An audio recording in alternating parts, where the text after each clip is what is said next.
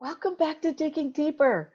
Today we're going to explore the topic of stress and conflict and its impact on the adult brain.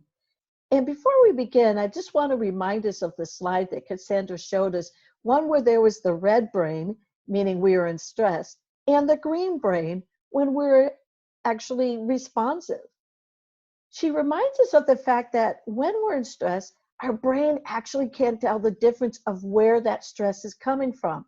She gave us the example of the tiger running toward us and say that the brain would react to that in the same way that it would react to the stress from a big disagreement from a coworker.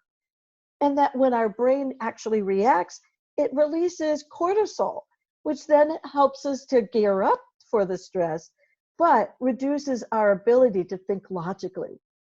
Now, this isn't anything new for us. We've been well aware of the impact of stress on the brain for a very long time. Yet, for some reason, we don't apply that to adult conflicts. And as I always say, it's not a matter of if a conflict arises, but when a conflict arises. And then Cassandra goes on to remind us that this added stress will have a direct impact on our ability to be fully present for our children, as well as the ability to do complex tasks, such as high quality and impactful instructional strategies.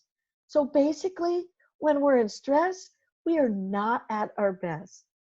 So if we look at Cassandra's book on the 5 elements of collective leadership, in chapter 4, she talks about co-action. And she writes that having agreements in place alongside structures of accountability is a good thing. So let's think about applying this back to the red and the green brain. Working on agreements before conflicts occur is a great place to start, as staff are in a place of responsiveness or they're in their green brain.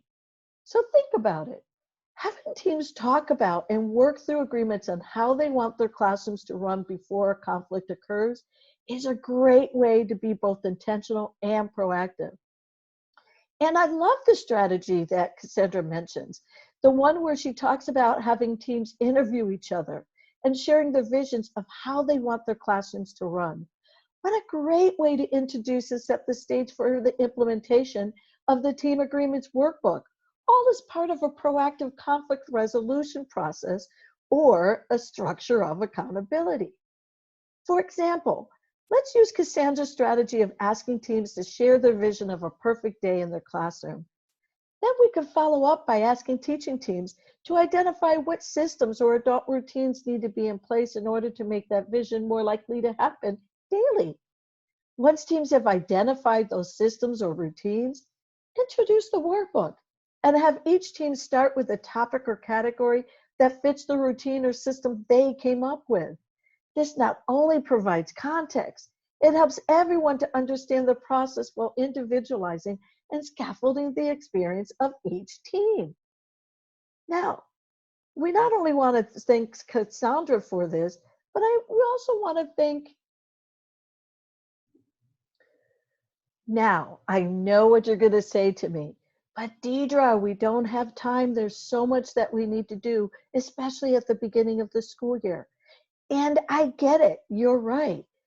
Here's one thing we have to think about, though. Again, it's not a matter of if conflict arises, it's when arises. So we're going to be spending the time no matter what. The question we have to ask ourselves is, how do we want to spend that time? And how is that time going to best get us to the outcomes that we want? So I want to thank Cassandra again for sharing her strategies and wisdom with us. And I want to thank you for joining me and digging deeper. If you decide to use any of the strategies we just talked about, reach out and let me know how it goes.